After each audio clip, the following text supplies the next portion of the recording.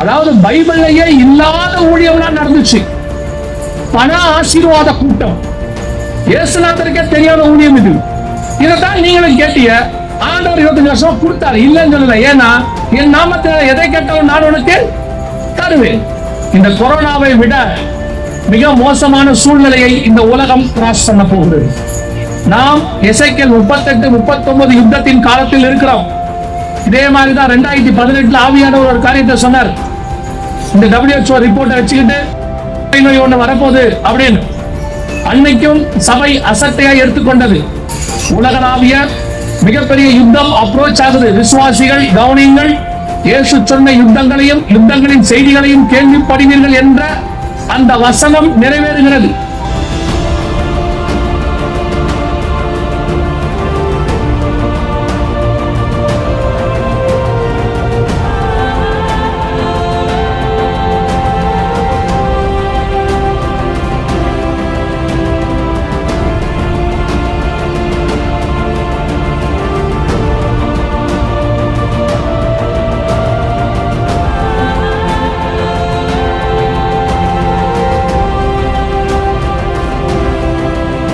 அதாவது பைபிள்லயே இல்லாத ஊழியம்லாம் நடந்துச்சு. பண ஆசீர்வாத கூட்டம், இயேசுநாதருக்கே தெரியாத ஊழியம் இது. இயேசுநாதர்கிட்டே காசு இல்ல டாக்ஸ் கட்டுறதுக்கு.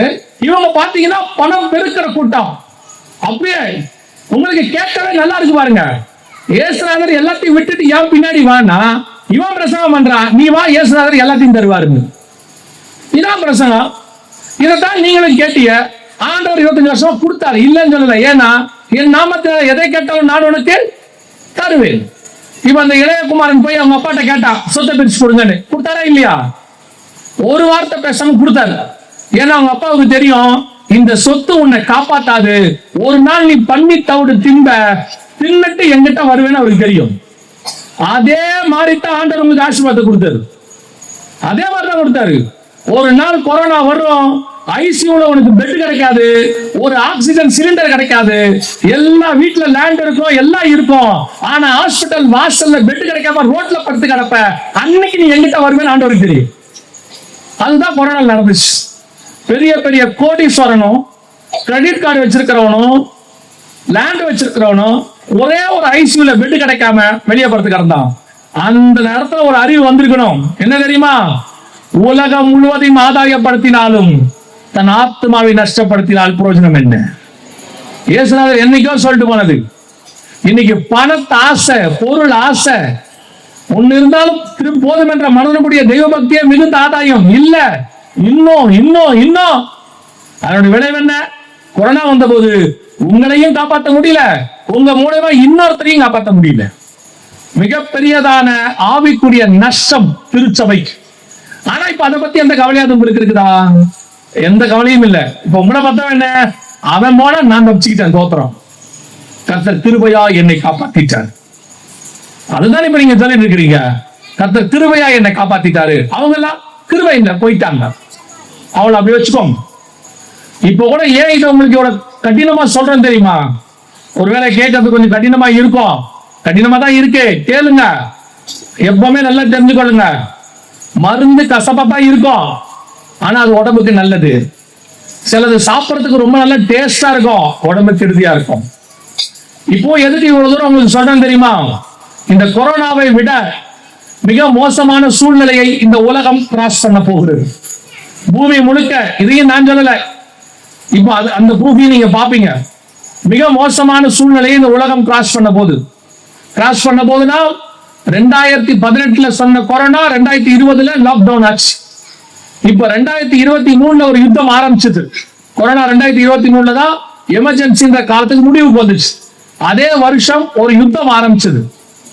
அந்த யுத்தம் வேதத்தில் சொல்லப்பட்ட கடைசி கால யுத்தம். வாசிங்க எசேக்கியேல் 38:8 வாசிங்க. எசேக்கியேல் 38:8 வாசிங்க. அநேக நாட்களுக்கு பிற்பாடு நீ விசாரிக்கப்படுவாய், பட்டயத்துக்கு நீங்களாகி தப்ப ஜனங்களிலிருந்து சேர்த்து கொள்ளப்பட்டு வந்தவர்களின் தேசத்தில் கடைசி வருஷங்களிலே வருவாய். இந்த வசனம் தெளிவா சொல்லுது, கடைசி வருஷங்களிலே நீ வருவாய். இன்னும் ஒரு வசனத்தை வாசிங்க, அதே 38:16 வாசிங்க. 16. நீ தேசத்தை கார் மேகம் போல் கூட என் ஜனமாகி இஸ்ரவேலுக்கு விரோதமாக எழும்பி வருவாய். வசனம் தெளிவா சொல்லுது, இஸ்ரவேலுக்கு விரோதமாய் எழும்பி வருவாய். கடைசி நாட்களிலே இது சம்பவிக்கும். ஒரு தடவைக்கு 2 தடவை சொல்றாரு, கடைசி வருஷம் கடைசி நாட்களிலே இது சம்பவிக்கும். இஸ்ரவேலுக்கு விரோதமாய் வரும். சரி, இஸ்ரவேலுக்கு விரோதமாய் வரும். அதுவும் இஸ்ரவேலுக்கு விரோதமா எந்த இடத்துல வரும்? அதே 38:8 வாசிங்கல்ல, கடைசி நாட்களிலே வருவாய். அதுக்கப்புறம் வாசிங்க. நெடுநாள் பாழாய் கிடந்து பிற்பாடு ஜாதிகளில் இருந்து கொண்டு வரப்பட்டவர்கள் எல்லாருமே சுகத்தோടെ குடியிருக்கும் இஸ்ரவேலின் மலைகளுக்கு விரோதமாய் வருவாய். இந்த யுத்தம் கடைசி வருஷங்கள்ல வரும், கடைசி நாட்கள்ல வரும். இஸ்ரவேலுக்கு விரோதமாய் வரும். இஸ்ரவேலையும் இஸ்ரவேல் மலைக்கு விரோதமாய் வரும். இது ஆண்டவர் எழுதி வச்சது. இன்னொரு வருஷம் அதுல இருக்கு, வாசிங்க. 39 எசேக்கியேல் அடுத்த அதிகாரம் 39:2 வாசிங்க. நான் உன்னை திருப்பி உன்னை 6 துறடுகளால் இழுத்து உன்னை வடபுறங்களில் இருந்து எழுப்பவும் இஸ்ரவேல் மலைகளிலே வரவும் பண்ணி. மீண்டும் ஆண்டவர் சொல்றாரு, 2வது முறை சொல்றாரு, இஸ்ரவேல் மலைகளில் வரவும் பண்ணி அப்படின்னு. அப்ப ஒரு தடவைக்கு 2 தடவை ஆண்டவர் சொல்றாரு, இஸ்ரவேலின் மலைகளுக்கு விரோதமாய் இந்த யுத்தம் வரும், கடைசி நாட்களிலே சம்பவிக்கும். இப்ப இயேசு கிறிஸ்து சொல்லும் பொழுது பாத்தீங்கன்னு சொன்னா, யுத்தம் வரும், யுத்தங்களையும் யுத்தங்களின் செய்திகளையும் கேள்விப்படுவீர்கள் அப்படின்னு ஆண்டவர் சொன்னார். இப்போ எந்த யுத்தம் அப்படின்னு பாத்தீங்கன்னா, இஸ்ரவேலுக்கு விரோதமான யுத்தம்.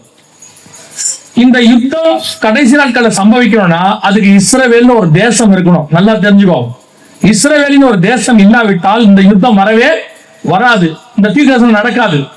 இப்போ உங்களுக்கு இது சாதாரணம், இஸ்ரவேல் தேசம் இருக்குது. ஆனால் இதே வசனத்தை 80 வருஷத்துக்கு முன்னாடி படிச்சீங்கன்னா இஸ்ரவேல் தேசம் இல்லை. இதே வசனத்தை 100 வருஷத்துக்கு முன்னாடி படிச்சீங்கன்னா இஸ்ரவேல் தேசம் இல்லை. அப்ப இந்த தீர்க்கதரிசனம் நடக்காதுன்னு நீங்க சொல்லிடுவீங்க. ஏன்னா இஸ்ரவேல் ஒரு தேசமே இல்லையா, அப்புறம் எப்படி யுத்தம் அவங்களுக்கு விரோதமா வருவேன்னு சொல்லுவீங்க.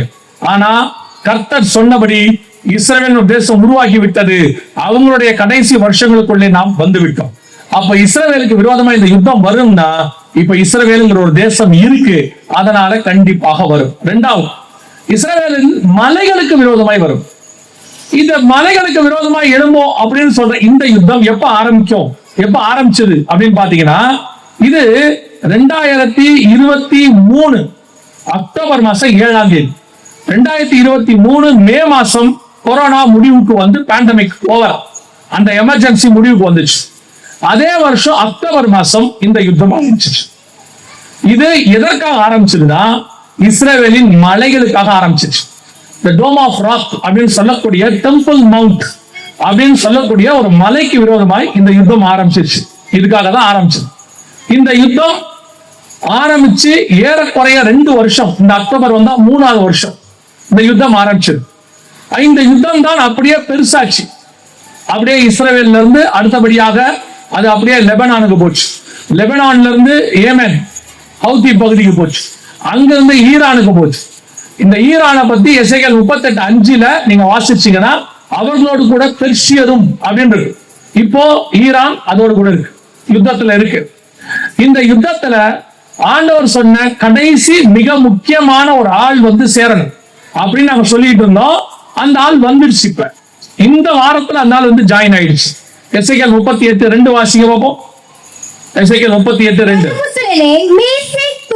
ஜாதிகளின் தலைமையான அதிபதியாகிய மாகோகு தேசத்தானான கோகுக்கு எதிராக நீ உன் முகத்தை திருப்பி. இந்த இடத்துல யாரை பத்தி சொல்லப்பட்டிருக்கிறது அப்படின்னு கேட்டீங்கன்னா, வடக்கு பக்கத்துல இருந்து எழும்பி வரக்கூடிய மேசேக் தூபால் ஜாதிகளின் தலைமையான அதிபதியாகிய மாகோ.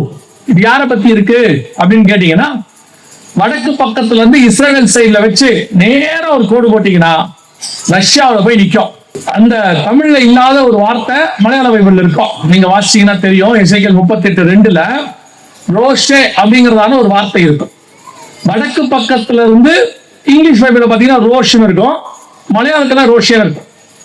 இந்த ரோஷ் எழும்பி வரணும், வடக்கு பக்கத்துல இருந்து இருக்கு. இப்போ இந்த யுத்தத்துல ரஷ்யா வந்து தலைமை ஏற்று நடத்தணும். இதுதான் கடைசி. ரஷ்யா தலைமை ஏற்று இந்த யுத்தத்தை நடத்துச்சுன்னா யுத்தம் 3ஆம் உலக யுத்தமாக மாறும். இது வேதத்துல சொல்லப்பட்ட 2700 வருஷத்துக்கு முன்பாக உள்ளது. ஈரான், ரஷ்யா எல்லாம் இருக்கு. இப்ப நிறைய பேர் என்ன சொல்லுவாங்கன்னா, இது நடக்கிறதுனால இவங்க சொல்றாங்கன்ட்டு. இந்த காரியம், இந்த யுத்தத்தை குறித்து வலைத்தளத்துல இருக்கு, யூடியூப்ல இருக்கு, வலைவலியில் இருக்கு, நீங்க போய் பாருங்க. 2008 இந்த யுத்தத்தை குறித்து பேசுவதற்கு கர்த்தர் கிருபை கொடுத்தார். 2008 ஒரு வீடியோ 3ஆம் உலக யுத்தம்னு போட்டுட்டோம். அதுல ரஷ்யா இஸ்ரேலுக்கு விரோதமாய் வர வேண்டும் அப்படின்னு அதுல இருக்கு. இந்த எசேக்கியேல் உள்ளதை எடுத்து சொல்லியிருக்கு. இன்னைக்கு இந்த ஒரு வாரத்துக்குள்ள மட்டும் இப்போ ஈரான் போய் ரஷ்யா அதிபரை பார்த்திருக்கு. நடுவுல பாகிஸ்தான்ல போய் சமாதானம் வந்துரும், எல்லாம் நடந்துரும் அப்படின்லாம் சொன்னாங்க. பாகிஸ்தான்ல இருந்து நேரா இஸ்ரேலிய வெளியுறவுத்துறை அமைச்சர், ஃபாரின் மினிஸ்டர் நேரா போய் ரஷ்யாவுக்கு தான் போனார். புதின் கிட்ட போய் பேசினாரு. நேற்றும் இன்னைக்கும் பேசியிருக்கிறார். பேசி ரஷ்யா தான் இதை முன்னின்று நடத்தணும் அப்படின்னு சொல்றாரு. தலைமை ஏற்று இந்த பீஸ் டாக்க நீங்க தலைமையேற்று நடத்துங்கன்னு. ஆனா ரஷ்யா அனௌன்ஸ்மெண்ட் என்ன பண்ணிருக்கு கவனிங்க. ஏதோ உங்களுக்கு சரித்திர கதை சொல்ற நினைச்சுக்காதீங்க. உங்க தலைமையில வரப்போற யுத்தத்தை குறித்து சொல்லிட்டு இருக்கிறோம். ரஷ்யா என்ன சொல்லியிருக்குன்னா, ஈரானுக்கு எதிரி ரஷ்யாவுக்கு எதிரி, அவ்வளவுதான். இஸ்ரேலுடைய மக்கள் 40 பேர் ரஷ்யாவுக்கு போயிருக்காங்க. 40 பேரையும் 5 மணி நேரம் விசாரிச்சு திருப்பி பிளைட் ஏறி எங்க நாட்டை விட்டு போங்கன்னு அனுப்பிட்டாங்க. அந்த 5 மணி நேரமும் அவங்க ரொம்ப கௌரவ குறைச்சலா நடத்தி இருக்கிறாங்க.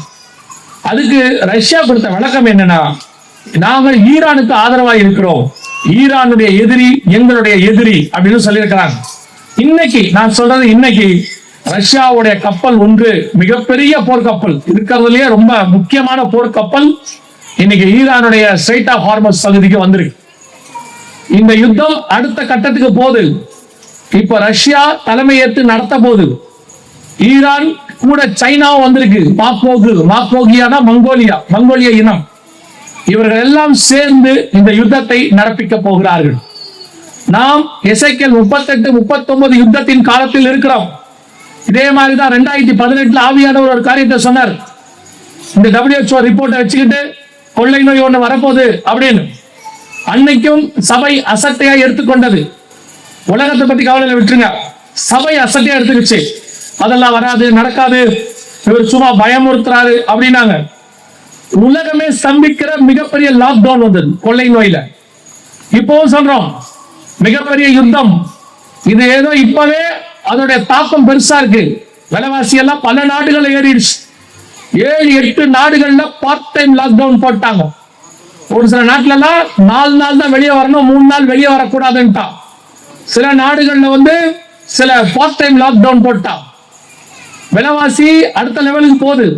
இப்போ இந்தியாவில சொல்லியிருக்கிறாங்க, ஆயில் ப்ரொடியூசர்ஸ், அதாவது இந்த எண்ணெய் சுத்திகரிப்பு பண்ணி விநியோகம் பண்றவங்க சொல்றாங்க, நாங்கள் கடந்த சில மாதங்களாக இது ஆரம்பிச்சதுல நஷ்டத்துல நாங்க வியாபாரம் பண்ணிட்டு இருக்கிறோம்.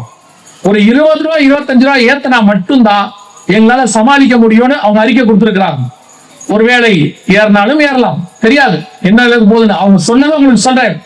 உலகம் முழுக்க ஒரே நாள் ராத்திரியில ஸ்ரீலங்கால 85 ரூபாய் 1 லிட்டர் பெட்ரோல் ஏறிச்சு. 85 ரூபாய் ஏறிச்சு. 315 ரூபாயில இருந்து 400 ரூபாய் ஆச்சு. அந்த அளவுக்கு விலைவாசி உயர்வு உலகம் முழுக்க போகுது. வெறும் எண்ணெய் மட்டுமல்ல, எண்ணெய், கேஸ், உரம் எல்லா விலையும் ஏறுது. மிகப்பெரியதான பஞ்சம் அப்ரோச் ஆகுது. ஆண்டவர் என்ன சொல்லியிருக்கிறார், யுத்தங்களின் செய்திகளை கேள்விப்படுவீர்கள். அதுக்கு கீழே ஆண்டவர் சொன்னது பஞ்சங்கள். இப்பவே சூடான்ல 8 கோடி பேருக்கு சாப்பாடு இல்லையாமா. மிக மோசமான நிலைமையில் இருக்கிறாங்க. இன்னும் இதோட நிலைமை உச்சமாகும். ரஷ்ய வெளியுறவுத்துறை அமைச்சர் சொல்றார், ஐரோப்பாவை பார்த்து நேத்து, நீங்கள் எங்களை எதிர்க்கிறீர்கள், இன்னும் சில வாரங்களே நீங்கள் எங்ககிட்ட ஆயுனுக்கு கையேந்துவீங்க, அந்த நிலைமை உங்களுக்கு வரும் என்று சொல்லுகிறார். உலகளாவிய மிகப்பெரிய யுத்தம் அப்ரோச் ஆகுது. விசுவாசிகள் கவனியுங்கள், இயேசு சொன்ன யுத்தங்களின் செய்திகளையும் கேள்விப்படுவீர்கள் என்ற அந்த வசனம் நிறைவேறுகிறது. கர்த்தர் சொன்னபடியே எசேக்கியேல் 38, 39 நம் கண்களுக்கு முன்பாக.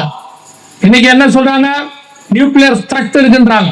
நியூக்ளியர் த்ரெட்னா அணு ஆயுத த்ரெட் இருக்கு, எந்த நாடு யூஸ் பண்ணும் தெரியாது. நேத்து சொல்லியிருக்காங்க, இதுவரைக்கும் 8 நாடு 9 நாடு அணுகுண்டு வச்சிருச்சுன்னு நேத்து அறிக்கை கொடுத்திருக்காங்க. IAEA சொல்லுவாங்க, இன்டர்நேஷனல் அட்டாமிக் எனர்ஜின்னு சொல்லுவாங்க. அவங்க சொல்றாங்க 20 நாடு கிட்ட அட்டாமிக் இருக்குதான், சாரி நியூக்ளியர் இருக்குதான். 20 நாடு நியூக்ளியர் வெப்பன் வச்சிருக்கு. இது எல்லாருமே யூஸ் பண்ணாங்கன்னா உலகம் மிகப்பெரிய பேரழிவை சந்திக்கும். எசேக்கியேல் 39ஆம் அதிகாரத்துல இந்த நியூக்ளியர் வெப்பனை பத்தி கர்த்தர் பேசி இருக்கிறார். அவங்க என்ன செய்வாங்க, எப்படி நடந்து கொள்வாங்க, எல்லாத்தையும் ஆண்டவர் சொல்றாரு. ஒரு எலும்பை காணும் மட்டும், எசேக்கியேல் 39:15 சொல்றாரு, ஒரு எலும்பை காணும் மட்டும் அதன் அண்டையிலே அவன் ஒரு அடையாளத்தை நாட்டுவான். எசேக்கியேல் 39:11 சொல்லுது, அது வழிபோக்கர் மூக்கை பொத்தி கொண்டு போக பண்ணும். அவளோட அர்த்தம் என்ன? எல்லாரும் புதைக்கிற இடத்துல மூக்கை பொத்திக்கிட்டு போவாங்க அப்படின்னு இருக்கு. சில டிரான்ஸ்லேஷன்ஸ்ல இங்கிலீஷ்ல ட்ரெஸ்பாசர்ஸ் இருக்கு. அந்த வழியா போறவங்க எல்லாம் மூக்கை பொத்திக்கிட்டு போவாங்க. இதே செய்திய ஒரு 6 வருஷத்துக்கு முன்னாடி, 2020க்கு முன்னாடி புதைக்கிறவங்க எல்லாம் மூக்கை பொத்திக்கிட்டு இருப்பாங்கன்னா நீங்க நம்ப மாட்டீங்க. அது எப்படிங்க புதைக்கிறவங்க பொத்துவாங்க? எரிக்கிறவங்க பொத்துவாங்க, நியாயம்.